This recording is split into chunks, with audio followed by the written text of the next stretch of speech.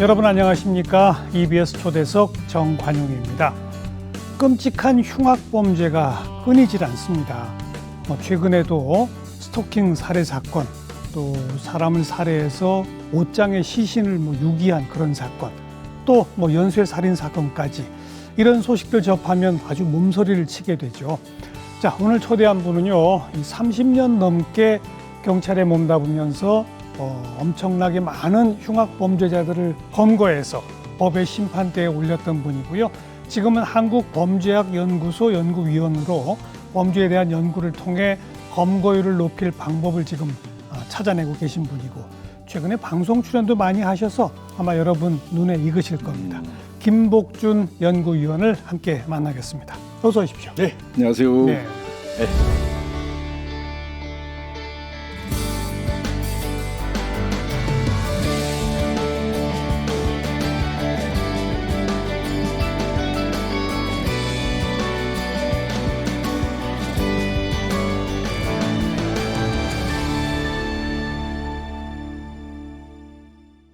반갑습니다. 30년 넘게 네. 경찰 생활하셨다고요? 32년 했습니다. 그럼 몇 년부터 몇 년까지입니까? 82년부터 한 2014년경까지 했으니까요. 32년. 예, 약 32년 정도 했습니다. 네. 꽤 오래 했습니다. 82년 처음 예. 순경부터 시작하신. 예. 네. 말단 순경부터 시작해가지고 예. 파출소부터 시작했습니다. 예. 그 형사과를 오래 계셨어요? 그 형사과로 다른 사람을 가는 것보다는 훨씬 빨리 발탁이 돼가지고요. 실질적으로 원래 경찰학교 졸업하고 나면 지구대나 파출소 같은 데서 보통 3, 4년 정도 근무를 하고 예. 이제 그 다음에 이제 형사과라든지 이런 데 가는 게 관례였었어요. 예. 근데 저는 또 어떻게 운이 좋았는지 아니면 운이 없는 건지 모르겠습니다만은 1년 채 안 돼가지고 경찰 된 지 1년 만에. 그 형사과로 발탁이 돼서 그러니까 어떻게 보면 평생 강력 사건만 수사를 했죠. 그래요. 예, 그러면 사기 사건 이런 것도 하시고. 상당히 많이 했습니다. 그것도. 예. 그리고 강력 범죄, 살인, 강간, 강도 이런 것도 또 하시고. 예. 네. 그리고 요즘은 지금 한국범죄학연구소? 네, 그렇습니다. 여기는 어떤 기관입니까? 우리 한국범죄학연구소는 이제 박사분들, 심리학, 범죄 심리학 하신 분들, 사회학 하신 분들, 이런 분들, 이제 법학까지, 이런 분들 한 박사과정 받으신 분들, 이런 분들이 한 수십 명 됩니다. 그래서 같이 모여가지고, 최근에 이제 발생하는 그 범죄 추이라든지 아니면 양상 이런 것도 서로 또 교감하면서 연구도 하고요. 이러면서 결국은 또 어떻게 하면 효율적으로 범인을 검거할 수 있고 잡을 수 있을까? 그런 거를 서로 저희들끼리의 연구소입니다. 네. 그리고 지금 경찰학교 강의도 하시죠? 네, 그렇습니다. 경찰학교라는 데는 경찰 되실 분들을 교육하는 곳입니까? 어떤 경찰 교육기관은 이제 몇 가지가 있어요.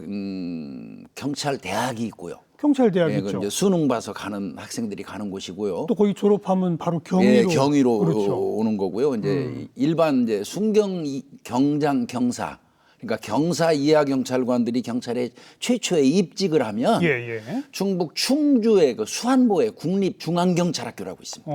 거기에서 8개월에서 1년 정도의 이제 교육기관, 그렇죠. 이제 거기 이제 간혹 가서 또 특강 형태로 후배들 강의도 하고 있고, 제가 또 예전에는 거기서 전임 교수로 활동을 했었고요. 그리고 제가 처음에 소개했습니다만 요즘 TV에도 자주 이렇게 나오시더라고요. 정 선생님도 많이 불러주셔서 같이 방송도 하고 그랬었는데, TV는 이제 짬짬이 제가 도움이 된다면 나가서 이제 방송하고 있고요.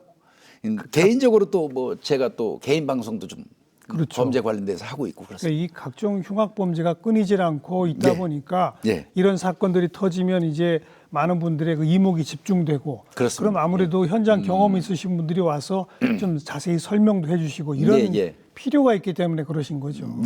그렇습니다. 범죄 수사 기법을 노출한다든지 이런 거는 굉장히 저희들이 이제 경계해야 될 점이고요. 그건 일부러 알아도 말씀 안 하시죠? 안 하죠. 그건 수사 기법을 얘기해 주는 거는 범인들한테 정답을 알려주는 거니까. 그러니까요. 뭐 80년대 초반부터 뭐 네. 퇴직하시고 지금까지도 어찌 보면 계속 이 범죄 연구 등등으로 이 같은 활동을 쭉 해오고 계신 거 아니겠습니까? 네, 그렇습니다. 예. 이 시대와 사회가 변화하면서 강력범죄 유형도 크게 달라지고 있나요? 맞습니다. 어떤 변화가 눈에 가장 띕니까? 이게 저희가 이제 뭐 강력범죄라고 일반적으로 얘기하면 한 6가지 장르가 되지만요. 그 여섯 중에서 가지면 뭐죠? 살인, 강도, 강간, 방화, 그 다음에 이제 조직폭력을 넣기도 하고요. 하나 더 한다 그러면 마약범죄를 그렇죠. 해서 한 6개 정도를 강력범죄라고 얘기하는데 그래도 이제 가장 으뜸으로 치는 거는 살인 사건이죠. 그렇죠. 가장 어떻게 보면 뭐 원시적인 범죄이기도 예, 하고요. 그래서 이제 살인 사건을 놓고 이렇게 본다고 하면 예전에는 살인 사건이 딱 발생하면 장르가 뻔했어요. 원한이다. 아니면 채권 채무 관계다. 아니면 치정이다. 뭐 요 정도로 딱 정해놓고 그 범주 내에서 거의 범인을 검거를 했었어요. 예. 근데 최근에 와서는 그런 양태에서 벗어났죠. 어. 조금 전에 말씀드린 것처럼 원한, 채권, 채무, 치정 관계가 전혀 아니고 도대체 이 수사하는 형사들도 이거 어떤 이유로 사람을 죽였을까? 살해 동기가 뭘까가 난감한 경우가 많아요. 그래요? 그게 이제 요즘 현대 사회의 특성인데요. 사회가 좀 복잡해지고 사람들이 스트레스가 많아졌어요. 예. 그러다 보니까 이제 이들에 의해서 이 범행이 이루어지는데 특별한 동기가 없는 겁니다. 일종의 묻지마 살인? 예, 뭐 묻지마, 무동기 이렇게 얘기하는데 이제 정확하게 얘기한다면 알 수 없는 동기에 의한 살인. 예. 뭐 이런 식으로 표현하는 게 맞습니다. 예. 그런 게 이제 많아지다 보니까 상당히 수사하는데 이제 공식 패턴을 벗어나니까요. 수사가 더 어렵겠네요. 어려워집니다. 그래서 어려워지고요. 거기에 더해서 이제 범인들도 각종 넘치는 정보 때문에 이 수사 관련된 지식이 굉장히 높아요. 그렇겠죠. 그러니까 바꿔서 얘기하면 빠져나가는 방법도 그들이 발달했다는 거죠. 증거를 하나도 안 남기고. 뭐 그렇죠. 완전히 숨기지 않습니까? 그래서 이제 과학적인 방법을 그들이 사용해서 증거 인멸을 하니까 예. 이제 그거를 쫓아가는 게 어려워지고 있는 거죠. 연쇄 살인 사건도 과거에는 없다가 현대 사회에 와서 생기는 그런 범죄입니까? 어떻습니까? 예전에도 전혀 없었다고 얘기할 수는 없지만요. 연쇄살인 범죄가 최근에 와서 늘었다가 다시 죽어가는 추세예요. 다시 줄어가는 추세예요. 다행이네요, 그 이유인즉슨 그나마 다행인데 예. 그 이유인즉슨 우리나라 같은 경우는 아주 촘촘한 CCTV입니다. CCTV가 예. 효과를 그렇습니다. 연쇄살인 범죄는 이제 일반적으로 선진국형 범죄라고 그래요. 그래요? 선진국형 범죄. 이게 먹고 살만한 나라 쪽에서나 발생하는 일들이에요. 그래요? 먹고 살기 급급한 그런 나라들에서는 사실 연살인 범죄 같은 게 많지 않거든요. 말 그대로 살인 그 자체를 즐기는 사람들에 의한 범죄거든요. 사이코패스들. 그렇습니다. 그렇죠. 맞습니다. 예. 그렇죠. 그렇습니다. 바로 그런 게 아까 말씀하신 사회가 현대 사회가 되고 복합화되고 예. 사회 전반의 스트레스 지수가 높아지다 보면 그렇습니다. 그런 사이코패스들도 많아지고 그들의 범죄도 더 많아지고 이런 그렇습니다. 거군요. 그렇습니다. 예. 근데 그럴수록 수사는 어려워진다는 말씀인데 예, 맞습니다. 하지만 과학 수사 기법도 과거에 비하면 엄청나게 진보했잖아요. 그거는 뭐 DNA 그렇죠. 기술이라든지 지문 기술 뭐 이런 거 등등을 이제 대표적으로 볼 수 있는데요. 예. 사실 이제 80년대 그 이춘재 사건이요. 이춘재. 예, 이춘재 사건 같은 경우도 가장 그 대표적인 연쇄 살인 사건이고 그렇습니다. 가장 오랫동안 또 해결 안 됐던 사건이고 예. 심지어 살인의 추억이라는 영화까지 만들어졌던 맞습니다. 그거잖아요. 어떻게 보면 또 더하면 대한민국 경찰의 가장 수치스러운 그렇죠.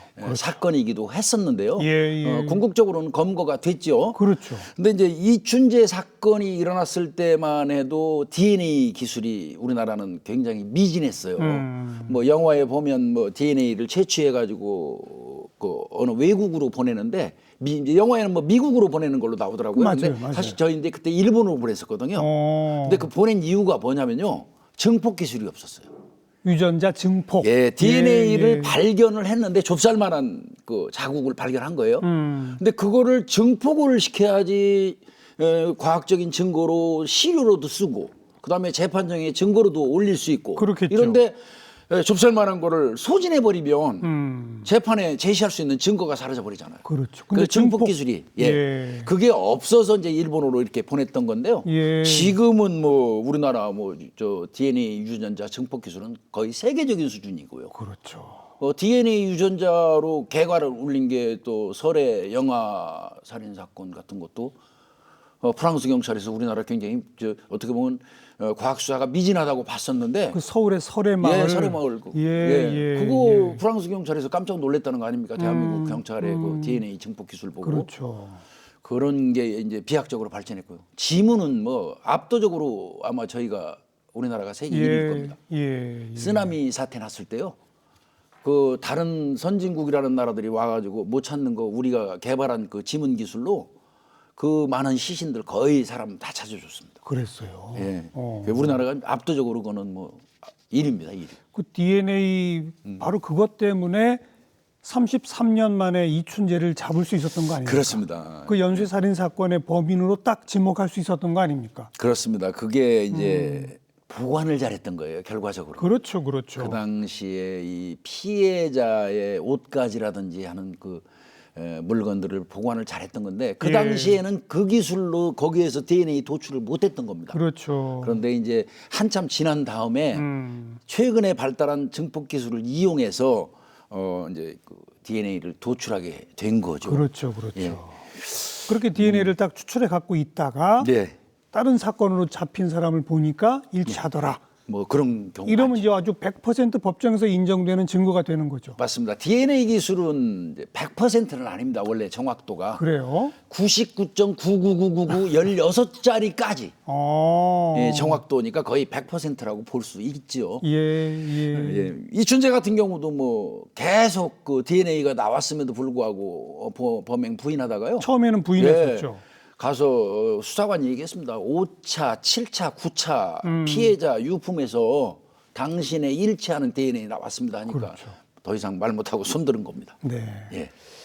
그 사건 수사에도 참여하셨었죠. 네, 그렇습니다. 뭐 내귤러 멤버는 아니지만요. 그 당시에 경기청 소속으로 있었던 형사기 때문에 거기에 아마 참여하지 않은 사람은 거의 없을 겁니다. 한두 번씩은 다 가봤을 거예요. 뭐 그 살인의 추억에 송강호 배우가 우리 모델이었다는 얘기가 그건 아닌가요? 아유, 그거 아닙니다. 그게 어떻게 잘못 알려져가지고요. 그건 절대 아니고 제가 짐작컨대 그 모델을 구태여 말씀드린다고 그러면 돌아가셨는데 고 하승균 총경님 그 당시에 그 수사팀의 그 책임자. 아마 그 선배님이 모델이 맞지 않을까 싶습니다. 네, 예. 네. 그래도 아무튼 뭐 간접적으로나마 그 사건 수사에도 참여하셨다는 거 아닙니까? 예. 근데 그게 결국 미제 사건으로 종류가 됐잖아요. 그렇습니다. 그럴 때 심정이 어떠신 거예요?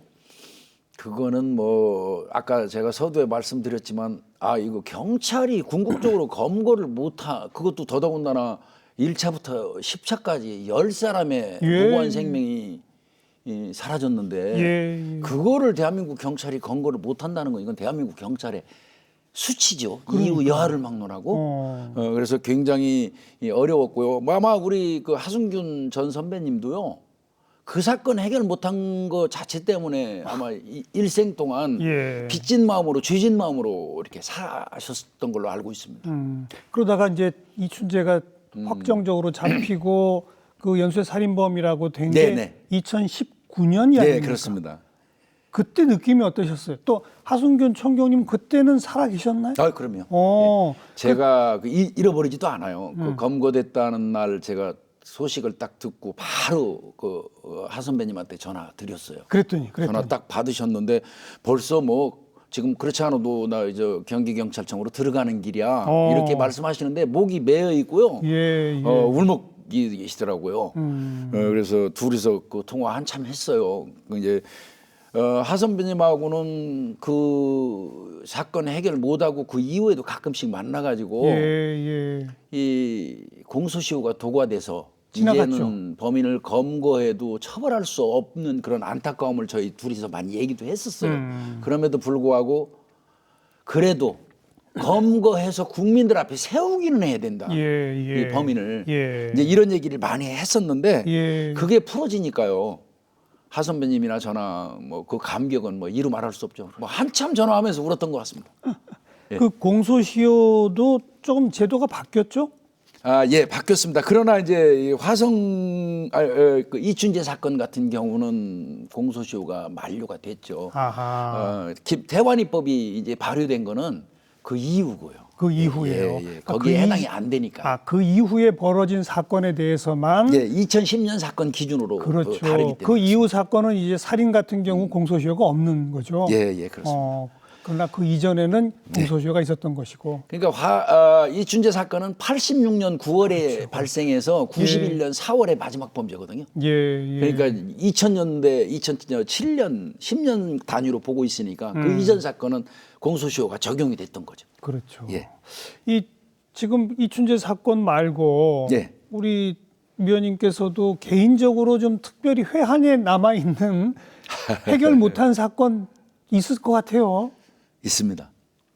어떤 사건들입니까? 제가 늘 뭐 방송에 나와서 저는 실패한 형사입니다. 궁극적으로는 이런 말씀을 제가 드린 이유는요. 대한민국의 수사관으로서 형사로 활동했던 사람이 자신이 재직 시절에 취급하고 있던 특히나 살인 사건의 범인을 검거하지 못하고 미제로 남겨두고 예. 퇴직을 하면 궁극적으로는 실패한 형사입니다.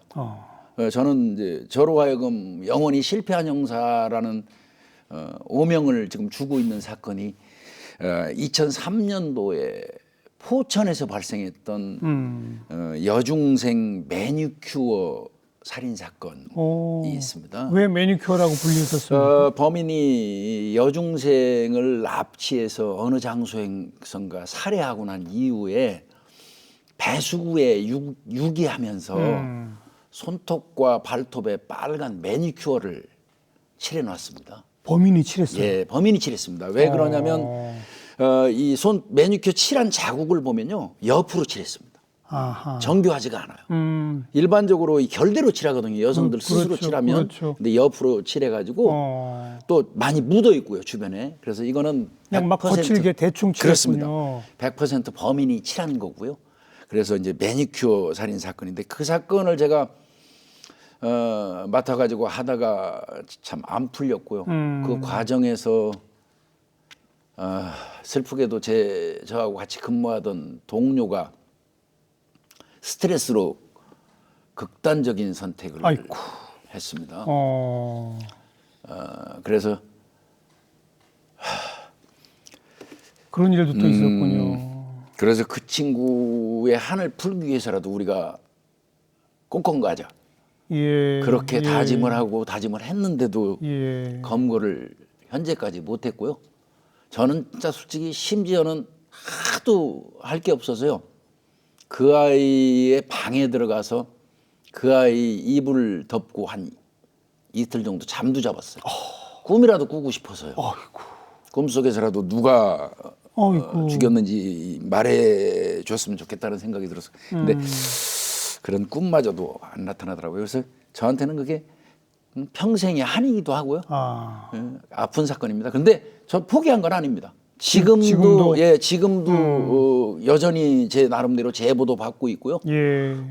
또 제가 못 잡아도 이 다음에 우리 후배들이 잡을 겁니다. 그건 공소시효가 없습니다. 그렇죠. 예, 반드시 잡힐 겁니다. 그렇게 믿겠습니다. 예. 그런 그 살인 사건 수사 같은 걸 할 때 뭐 심지어 그 학생의 방에 들어가 주무시기까지 했다. 또 동료 경찰관은 그 스트레스가 그렇게 어마어마해서 뭐 스스로 극단적 선택까지 했다. 그 형사의 마음가짐이 어떤 겁니까, 그게? 저희로서는 잘 상상이 안 가거든요. 네, 이게 이제 일반적인 어떤 사람들의 기준으로 보면 저게 저렇게까지 할 일인가 이제 이런 얘기들 많이 하실 것 같아요. 그래서 저희끼리 이제 그런 얘기 합니다. 강력 형사를 대한민국에서 한다는 거는 스스로 거기에 미치지 않으면 안 된다. 거기에 아예 빠져들어서 미치지 않으면 안 된다. 이제 이런 얘기 등등을 하는데요. 예. 그렇게 하는 이유는 저는 제가 볼 때는 딱 하나입니다. 그 잔인하게 살해된 현장에 가서 그 피해자의 모습을 보면요. 그 사람이 죽어가는 그 순간까지 아픔이 고스란히 느껴져요. 어떤 경우는 막 그 목에 집중적인 공격을 받은 게 보이면 며칠 동안 제 목이 막 이렇게 부어요. 거의 빙의하는. 예, 그렇게 돼가지고 사건이 해결될 때까지 목소리가 잘 안 나오는 경우도 있고요. 그런 과정 속에서 이 정도의 잔인한 정도의 범행을 저지를 정도의 인간이라면 과연 너는 누구냐? 너는 내가 무슨 일이 있어도 꼭 잡겠다. 이런 이제 의지 같은 게 생긴다고 할까요? 그래서 현장을 보지 않으면 사실 사건을 논하는 건 어렵죠. 물론 현장에 가장 많은 증거가 있는 거 아닙니까? 그렇습니다. 예, 그렇죠. 예, 예. 근데 그 현장을 접하면 그 담당 형사로서는 거의 피해 당한 사람의 마음과 몸 상태가 돼버리는 겁니다. 예, 거기에 더해서 그 가족을 잃은 그 유가족들의 그렇죠. 어떤 그 아픔을 가장 처음에 보는 사람들이 형사들 아니겠습니까? 그 부분 때문에 아마 좀 더 좀 다른 것 같습니다. 32년 동안 모두 몇 건 정도의 사건을 맡으신 겁니까? 이걸 뭐 구체적으로 뭐 몇 건 맞췄다고 이거 통계를 내기는 좀 어렵겠고요. 뭐 저희가 사건을 취급한다고 그래요. 검거라고 얘기 안 하고요. 사건을 취급한다고 그러면 일반적으로 뭐 살인, 강도, 강간부터 시작해서 강력 빼고도 여러 사건이 잡다하게 많으니까 제 손을 거친 게 대충 보니까 한 3천여 건은 되는 것 같아요. 3천여 건. 예. 그 가운데 특히 강력 살인이나 이런 것 가운데 검거 못해서 미제가 된 건 진짜 손에 꼽는 거죠. 그렇습니다. 다 거의 대부분 해결이 되는 거죠. 저 같은 경우는 제가 대충 계산해 보니까 32년 동안 저한테 배당됐던 살인 사건이 한 30여 건 내외 같습니다. 살인만. 예, 살인만. 근데 검거가 다 됐어요. 꼭 그게 제가 주가 돼서 검거한 건 아니더라도 참여해서라도 꼭 검거가 다 됐는데 유일하게 포천 그 사건. 포천 여중생 매니큐어 살인 사건. 이거를 제가 해결을 못하고 나와서 이렇게 아픕니다, 사실.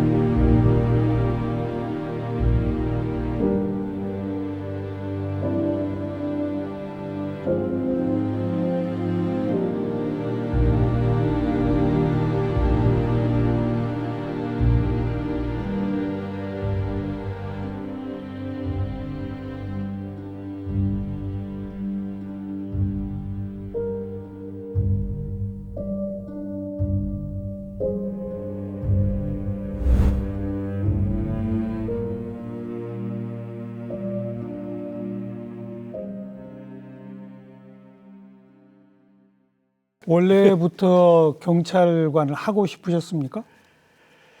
어려서부터? 꼭 그렇지는 않습니다. 아, 그래요? 예, 꼭 그렇지는 않은데. 어떻게 경찰이 되시게 됐어요? 제가 뭐 보시다시피 좀 덩치도 좀 있고요.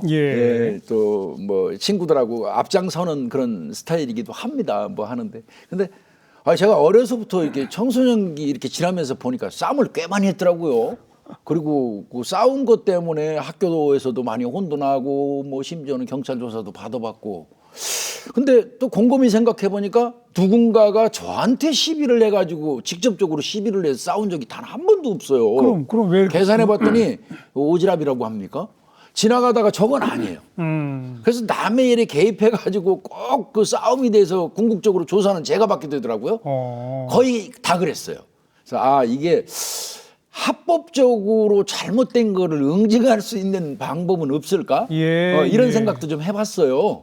그 과정에서 경찰이 되거나 형사가 되면 또 괜찮겠다. 그러네요. 이제 아마 그런 게 작용했던 것 같습니다. 그래서 합법적으로 못된 놈들을 처벌하는, 잡아서 처벌하는 그 역할을 하신 거로구나. 예, 천성적으로 또 잘못된 걸 그냥 보고 모른 채 하고 지나가는 거는 못합니다. 기본적으로. 지금도 여전히 그렇습니다. 그래, 경찰이 되시고 아까 잠깐 소개하셨습니다마는 남들보다 빨리 이제 형사과로 가시고, 그리고 막 바로 이제 그 강력범죄 그 사건 수사 현장에 투입되셨을 거 아니에요. 네, 그렇습니다. 처음에는 근데 좀 어리버리 하시지 않으셨어요? 어떠셨어요? 아니, 당연히 뭐 처음에는 좀 어리버리 하겠죠. 근데 그 이전에 제가 형사과로 발탁이 됐던 이유는요. 파출소죠. 지금 그 당시엔 지구대가 없었으니까 파출소에 나가서 뭐 그건 순찰이 주 임무입니다. 예. 예방 경찰이니까. 예. 그럼에도 불구하고 관내에서 자꾸 이 절도 사건이 발생하는데 그거 잘하면 검거할 수 있겠더라고요. 예, 예. 그거는 동일한 시간대 비슷한 장소에서 난다면 내가 하룻밤만 새면 잡지 못할 게 없을 것 같아요. 잠복하면. 예, 그래서 혼자서 요만한 저 후레쉬라고 그러나요? 손전등을 사가지고 잠복 근무를 하면서 이제 형사들 말로 현장 박치기라고 그러는데 현장에서 담 넘어가는 사람 다리 잡아 당겨서 이제 잡는 걸 현장 박치기라고 그러는데 예. 그걸 꽤 했어요, 제가. 파출소에 예, 근무하시면서 근무하면서도 비 본 날은 사복 입고 가서 저 남의 집 담장 밑에서 그 예상되는 곳. 예, 예. 그래서 절도범을 꽤 많이 잡았어요. 그러다 보니까 이제 형사과에도 제 절도범 잘 잡는 애요. 실적이 있네 벌써. 저 뛰어난 애야. 뭐 이제 이래가지고 제가 이제 발탁이 좀 됐는데요. 예. 뭐 형사과 가서도 하여튼 열심히 했습니다. 선배들이 시키는 대로 열심히 했고요. 그러다 보니까 또 뭐 실적도 예. 많이 올릴 수 있었고요. 적성에도 맞으셨던 거고 결과적으로. 맞습니다. 결과적으로는 그렇습니다. 그렇죠. 예, 잘못된 거 보기 싫으니까요. 네, 네. 그런데 아찔했던 순간도 많죠. 있습니다. 어떤 순간인지. 뭐 여러 건이 있지만요. 제가 기억에 제일 남는 거는요. 절도범입니다. 그게 절도범을 쫓아서 이제 뛰어가는데 이 절도범이 옥상 위로 올라갔어요.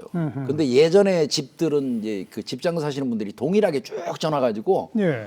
이 옥상에서 저 옥상 사이가 한 2m 내지 3m 정도 간격밖에 안 돼요. 그런 집 많았죠. 많았죠. 그럼 막 뛰어넘어가고. 예. 그래. 절도범이 여기서 폴딱 뛰고 여기서 폴딱 뛰고 저도 쫓아서 뛰는 거죠. 계속. 예. 예. 근데 어느 순간 그때가 해가 막 약간 질려는 무렵인데 어느 순간 갑자기 벅 소리가 나면서 절도범이 그냥 그 건물에서 밑으로 뚝 떨어졌어요. 깜짝 놀라서 가서 제가 보니까요.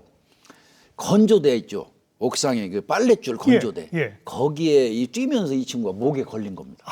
걸려가지고 그냥 그대로 밑으로 떨어졌는데 잘 안 보이니까. 예, 어둑어둑해질 무렵이니까. 예. 그게 저한테도 걸릴 수 있었죠. 그렇죠. 근데 다행히 그 친구는 뭐 사망하지는 않았는데 많이 다쳤죠.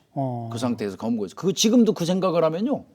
목걸이 그냥 송연하죠. 예. 제가 걸렸으면 제가 그런 현상이 날 그렇겠네요. 거죠. 그게 가끔씩 생각하면 끔찍해요. 뭐 흉기 들고 덤벼가지고 뭐 다투고 다치고 이런 거보다도 그게 더 그래요? 생각이 많이 나요. 아니 검거하려고 그러는데 뭐 칼이나 이런 걸 빼들고 막 덤비고 그러면 그럴 게 더 무섭지 않았나요? 사람이니까 무섭지만요. 그렇지만 이제 또 그거를 무서워하면 경찰 못하죠 사실. 형사 못하죠. 무서워도 무섭지 않은 척 해야죠. 예. 실제로 뭐 이렇게 흉기에 다치거나 이런 것도 꽤 있었을 것 같아요. 예. 예전에 이 강도 상해죄로 구속시켰던 친구가 출소하고 뭐 한 이틀인가 3일 돼가지고 와서 여름에 지나가는데 그냥 뒤에서 찔러가지고 좀 다친 적이 있습니다. 예. 범인 검거하다 다치신 게 아니고. 예. 그거는 뭐 이제 돌이켜 생각하니까 죄를 져서 검거해서 교도소를 보내더라도 그 사람이 그 담당 형사에 대해서 어떤 원한을 갖게 수사를 해서는 안 됐는 것 같은데 제가 아마 슬기롭지 못하게 수사를 한 모양이죠. 아니 그건 제가 듣기로는 그게 아닌데요. 아니 그 출소하자마자 와서 찌른 그 사람이 나쁜 사람이죠. 예, 물론 뭐 그렇죠. 예. 근데 이제 경찰학교에서는 그런 얘기도 많이 합니다. 이 학생들한테. 교도소를 보내도 감정 상하지 않게 하는 범위 내에서 할 수 있는 범위 내에서 하는 게 좋겠다. 어떻게 보면 그것도 요령인 것 같습니다. 그게 예를 들면 어떤 겁니까 그러니까? 그러니까 범죄자가 자기를 체포한 경찰에 그래요. 경찰관 당신이 정말 옳소 이렇게 수긍하게끔 만드는 겁니다. 그 정도까지는 안 가더라도요. 예. 제가 후배 수사관들한테 꼭 그 얘기합니다. 좀 많이 들어줘라. 범인의 이 얘기도 들어줘라. 그 범인이 하고 싶은 얘기, 이 범인 사건하고 관련 없는 얘기 하지 마. 끊고 그냥 오로지 이 사건하고 관련된 조서만 받고 그냥 그 교도소 이렇게 보내는 것보다 뭔가 할 말이 있거든요. 범인들도. 뭐 가정사까지 얘기하는 사람도 있어요. 그렇겠죠. 예, 뭐 이제 그런 거를 좀 시간을 할애해서 진지하게 들어주고 아, 너 힘들었겠다. 그런 말 한마디 정도는 던져주는 게 지금 지나서 보니까 그게 상당히 현명한 그 수사 방법이더라고요. 그런 생각이 좀 듭니다. 그렇게 검거해서 복역하고 난 이후에 협박하는 사례도 많습니까? 엄청 많습니다. 그래요? 출소 이후에 하는 것도 있지만 이제 수사 중에 수사가 진행되고 있는데 뭐 이제 협박 사례 많은데 뭐 소포 같은 거는 사실 현직에 있을 때는 집으로 오는 소포는 아예 열지 못하겠어요. 저 아내한테 뭐 그 안에 뭐 칼 같은 것도 보내고요. 뭐 심지어는 동물의 사체 목 부위만 이렇게 보내는 경우도 있고 그래서 그걸 못 보게 했고 그런 거 정도는 뭐 이제 할 수 있는데 가장 힘든 거는요. 가족을 대상으로 해서 협박하는 거예요. 이 전화 걸려옵니다. 어떻게요? 전화 걸려와서 김복준이 집이 맞지? 예, 맞습니다. 네 딸 이름이 뭐지? 누구지? 아 맞습니다.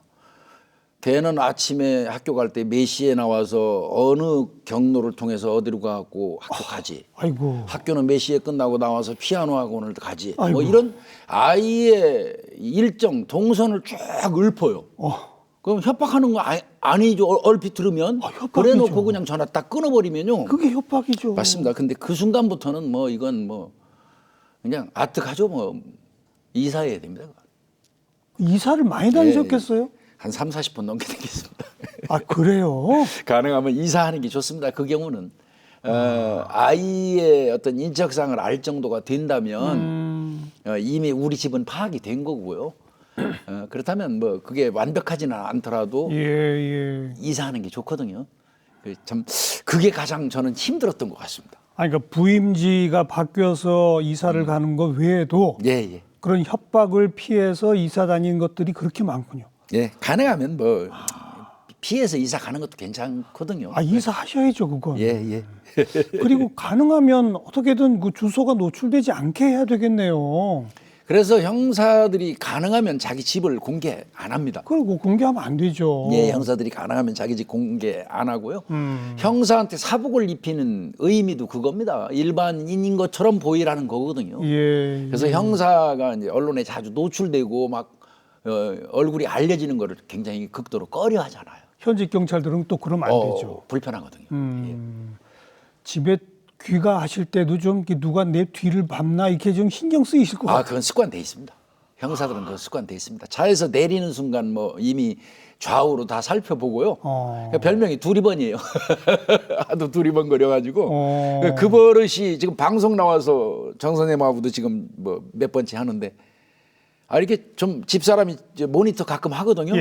TV 가면 이렇게 그 선생님하고는 이렇게 쳐다보고 진지하게 해. 왜 당신만 이렇게 자꾸 쳐다봐 두리번거려 이 얘기 하더라고요. 집사람이. 이 스튜디오도 두리번거리게 돼요? 하게 됩니다. 이게 습관이 됐어요. 자꾸 두리번거리는 게. 예. 그뿐 아니라 형사로서의 직업병 같은 것도 많을 것 같아요. 맞습니다. 직업병이야 뭐 일단은 어느 장소를 이렇게 가잖아요. 그러면 이거 몇 년도에 여기에서 강주 사건 났었어. 여기는 몇 년도에 여기서 소매치기 사건 났었는데 이게 범죄 지도가 머릿속에 있어요. 그래가지고 어디 가면 자꾸 범죄 지도를 혼자 그려놓고 자꾸 반추하는 습관이 좀 생겼고요. 아까 말씀드린 것처럼 이렇게 두리번거리는 습관. 거기다가 차량 번호 외우는 습관. 지나가는 차 번호도. 이유 없이 지나가면서도 차 번호를 그렇게 유심히 보는 그런 습관. 이런 것 등등이 굉장히 많습니다. 좋지 않은 버릇이에요. 좀 수상해 보이는 사람들 없나? 쫓아가기. 쫓아가세요? 퇴직을 하고 나서도 진짜 그 버릇을 없애야 되는데 불과 얼마 전에도 그랬습니다. 탁구 치러 간다고 탁구장 가는 길에 뭔가 좀 이상한 게 있어갖고 한참 쫓아갔다 왔는데요. 나중에 보니까 부녀지간인데 괜히 의심했어요, 제가. 그 앞에 구멍가게에서 부녀지간이라고 신경 쓰지 말라고 부녀끼리 다투는 거라고.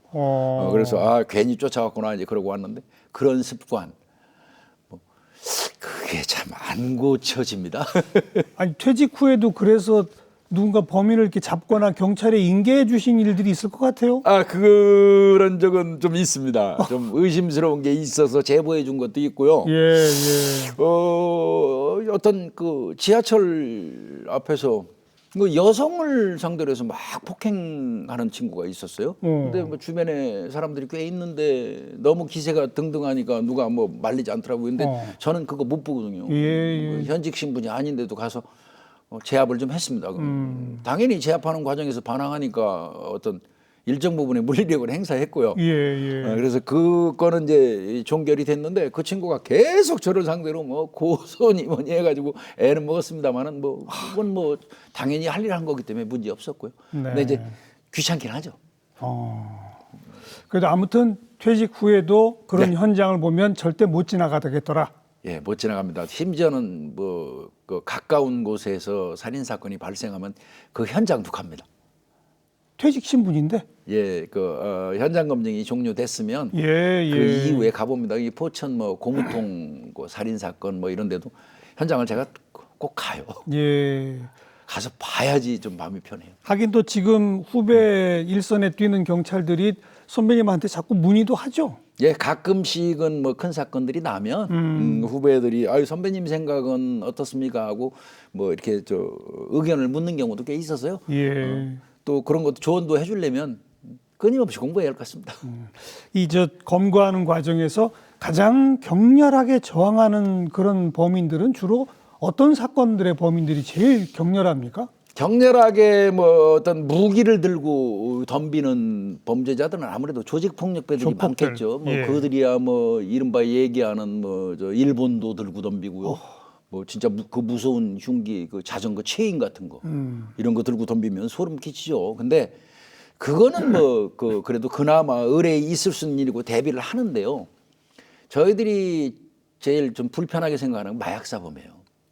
마약. 예, 마약 사범. 아마 TV라든지 보도를 보면 마약 사범들이 차에 딱 서 있는데 그냥 형사들이 차 위에 올라가서 유리 막 그냥 뭐 야구방망이로 부수고 막 그냥 저렇게 험악하게 범죄자를 검거하는 필요가 있나 이런 느낌이 들 정도로 그게 하시잖아요. 그게 영화에만 나오는 거 예, 아닙니까? 실제 그렇습니다. 실제로. 아, 마약 사범 이유가 검거는 그렇게 해요? 예, 마약 사범 같은 경우는 그 사람이 현재 환각 상태에 있는지 여부도 모르고요. 그렇죠. 예, 그런 상황이기 때문에 순식간에 빨리 제압해가지고 그 사람을 예. 검거하지 않으면 예. 굉장히 위험한 현상을 초래할 수 있어요. 그렇겠네요.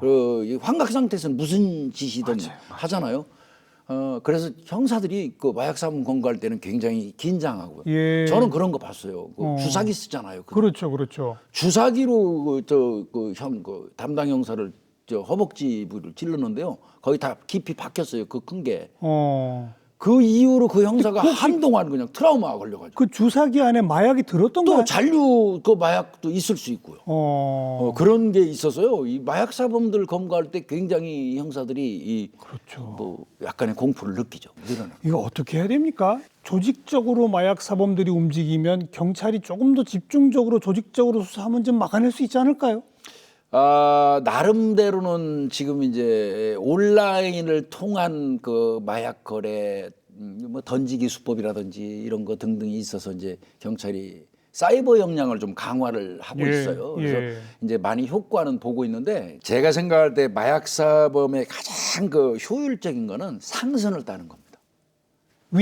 윗선까지 못 가고 항상 끊기 때문에 이게 문제가 되는 건데요. 그렇죠, 그렇죠. 그래서 모든 그 수사 역량을 상선까지 올라가서 기본적으로 공급자를 그렇죠. 찾아서 끝까지 추적하는 시스템이 좀 구축이 돼야 될 것 같아요. 물론 그렇게 하고 있습니다만은 예, 특별히 아예 전담기구 같은 걸 좀 만들으라고 제가 얘기도 많이 합니다. 외국에 있다면 외국까지 갈 수 있게. 그래야죠. 예, 그렇게 해야지 효율적이지 않을까 싶습니다. 마약뿐이 아니고 그런 그 뭐 SNS 온라인 네, 그 사이버 이쪽이 되면서 성범죄도 사이버 맞습니다. 성범죄가 완전히 신종 유형으로 나오고 있고 그렇습니다. 경제 사범들도 뭐 옛날 그냥 순진한 보이스피싱을 넘어가지고 뭐 별의별 그 복잡다단한 그 범죄들이 많아지잖아요. 예, 맞습니다. 이거로부터 좀 그 스스로를 보호하려면 어떻게 해야 되겠습니까? 지금 참 어려운 질문입니다, 사실은. 근데 이제 범죄 쪽에 관심을 가지라는 말을 참 제가 뭐 얼핏 말씀드리기가 좀 불편해요. 그러나 그럼에도 불구하고 최근에 사회에서 일어나고 있는 일반적인 범죄 어떤 보도 같은 거를 예. 보셔야 됩니다. 예, 예. 보이스피싱 같은 경우는 예전에는 연세 드신 분들이 거의 피해자였어요. 그렇죠. 근데 지금 최근에는 추세 바뀌었습니다. 어. 이제 연세 드신 분들은 뭐 경로당을 통해서 아니면 지역사회에서 또 자녀들이 엄마 아빠한테 그 교육을 해요. 예, 그래서 예. 이제 현재 위주로 요즘에는 전화하면 어디다 대고 거짓말하냐고 호통치시고 또 어른분들이 그런답니다. 근데 피해자 양태가요 20대 중초반의 여성들이 압도적으로 많습니다. 그래요. 보이스피싱. 그게 왜 그러냐면요. 아무래도 이 사회 현상에 대해서 조금은 관심이 덜하고요. 그 나이층이. 아. 또 범죄 쪽에는 특히 여성분들이 관심이 좀 적어요. 아. 이러다 보니까 거기가 취약층이 형성돼 버린 겁니다. 그렇겠군요. 최근 벌어지는 범죄 양상에 대한 보도는 좀 꼭 읽어봐라. 보셔야 됩니다. 그래야 예. 주의할 수 있다. 그러면 스토킹도 그렇잖아요. 그렇죠. 한 번씩 슬쩍이라도 한 번씩 읽어보고 예. 아, 이런 일이 있었구나 하는 거 정도는 아는 게 좋을 것 같습니다. 아까 그 파출소 시절부터 혼자서 잠복하면서 절도범들을 잡았다고 그랬는데 예. 이 강력범죄 수사하면서 잠복은 또 수도 없이 하셨을 것 같아요. 아, 잠복은 뭐 형사들한테 있어서 뭐 덕목입니다. 덕목이요? 그리고 형사들이 제일 하기 싫은 근무 중에 하나가 또 잠복이에요. 형사들은 이제 잠복을 뭐 형사들 용어는 꼬미 쓴다고 그래요. 꼬미. 어디서 나온 용어인지 모르겠는데 꼬미 선 오늘 꼬미 서는 날인데 하면은 오늘 진짜 힘든 일과가 예. 되겠구나 하는 예. 이 잠복 근무인데요. 근데 요즘에 영화 보니까요. 잠복 근무를 너무 편하게 해요. 영화에서는. 차 안에서 하더라고요. 글쎄요. 그러니까 아니 어떤 범인이 자기네 집 앞에 차 시동 켜놓고 그 안에서 남자 둘이 앉아 있는데 잠복이라고 생각 안 합니까? 예, 그럼 실제로는 잠복이 어떻게 되는 그렇게 겁니까? 하면 안 됩니다. 그럼요. 그거는 이게 아니고요. 그냥 가장 원시적으로 해야 돼요. 내가 잠복하는 장소에 어울리는 복장을 하고 거기를 유동적으로 왔다 갔다 해야 됩니다. 만약에 공사 현장 주변이라고 그러면 공사 복장 해야 됩니다. 공사 헬멧 쓰고요. 뭐 이렇게 맞는 복장을 하고 하는 건데 그리고 한 군데 가만히 있으면 안 되고 그거는 아니죠. 왔다 갔다 해야 되고. 예. 저는 뭐 잠복 근무 정말 많이 했거든요. 저는 저 잠복 근무하면서 그 환경 여건에 맞게 겨울에 또 슬기롭게 예. 따뜻하게 잠복 근무를 해본 사람인데요. 어떻게요? 번데기 장사 해봤어요. 아. 어마어마하게 추운 날인데 두 사람이 그 집 앞을 왔다 갔다 서 있는데 발이 시려서 견딜 수가 없어요. 그래서 이렇게 보니까 이 번데기 리아카 예. 리어카 들고 오는데 그때는 연탄불을 거기다 피워가지고 이렇게 솥단지 걸어서 했는데 너무 따뜻한 거예요. 그걸 그러면 사왔어요? 빌려왔어요? 한시적으로 빌렸습니다. 하루. 그랬겠죠. 그 바람에 이제 한 달치 수사비 거의 다 썼는데요. 그 뜨뜻한 국물 떠먹으면서 또 어차피 복장 자체가 번데기 장사 복장이에요 저희가. 예. 그러면서 잠복 근무도 해봤는데 뭐 범인을 그걸 검거는 못했지만요 효율적으로 그렇게도 해봤죠. 따뜻하게. 예. 네. 그렇게 잠복 근무하고 있는 형사를 신고하는 시민도 있다면서요? 아 저도 신고 당해봤습니다. 어디서 어떻게 신고를 당한 거예요? 예전에 남양주 쪽에 범인을 하나 검거하러 갔는데요. 예. 검거하려면 이제 주변에서 숨어서 살펴봐야 되잖아요. 근데 그 마을 자체가 집성촌 아시죠? 예. 그 마을 전체가 뭐 친인척 다 되는 사람들이에요. 그래서 다 알아요. 예. 근데 그분들이 딱 보니까 저 덩치도 크고 점퍼 있고 우락부락하게 생긴 친구가 와서 계속 왔다 갔다 하니까 저거 절도하러 왔거나 사고 치러 왔다고 생각이 돼갖고 관할 파출소에 신고를 했어요. 그래서요. 그 파출소 순경이 와가지고 갑자기 저를 잡더라고요. 이리 오라고 불러가지고. 그래서 이제 멀리 가서 신분증 보여주고 이제 정리를 했는데요. 그렇게 신고 받는 경우도 꽤 있습니다. 잠복하다가. 참 말씀 듣다 보니 별의별 에피소드가 다 있네요. 예, 그렇습니다. 예. 그렇게 치열한 그 사건 현장 수사하고 경찰 생활 하시면서 또 박사학위도 하셨더라고? 예, 박사학위 받았습니다. 제가 생각할 때는 우리나라에 법조인 가면 검사, 판사, 변호사 이제 뭐 법조 3윤이라고 일반적으로 얘기해. 맞습니다. 법조인이 많은데 제 기본적인 생각은 범주에 들어가지는 못해도 준 법조인 정도의 수준은 경찰이 맞다고 보거든요. 왜 그러냐면 사건이 발생하면 가장 먼저 현장에 뛰어나가서 그 사태를 수습하고 그 범죄를 저지른 사람에 대해서 이 죄명을 정하는 사람이 그렇죠. 일선 경찰관이에요. 그럼요. 그러면 거의 이 법에 대해서는 알 만큼 알아야 된다는 그렇죠. 얘기거든요. 그렇죠. 이제 그런 사람들인데 이 법에 대해서 뭐 모르는 것처럼 많이 부족한 것처럼 인식이 되는 것도 싫었고요. 특히나 제가 이제 수사과장, 뭐 형사과장 하면서 직원들이 이제 그 법률을 의율해 가지고 올라오면 그걸 살피는 과정에서 보니까 판례가 많이 작용을 하는 게 당연하죠. 있었어요. 그래서 판례 같은 걸 공부해 가지고 경찰 단계에서도 아주 명확히 해서 보내자. 그렇죠. 경찰도 법률 전문가다. 예. 이런 이제 뭐 나름대로 오기입니다. 오늘 귀한 말씀 잘 들었습니다. 고맙습니다. 감사합니다. 예.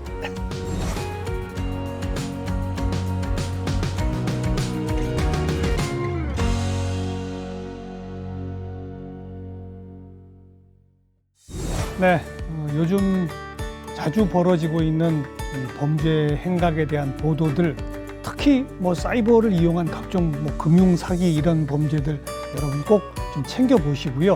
나도 피해자가 될 수 있구나 이런 생각으로 좀 조심하셔야 될 것 같습니다. 자, 다음 시간 또 뵙겠습니다. 안녕히 계십시오.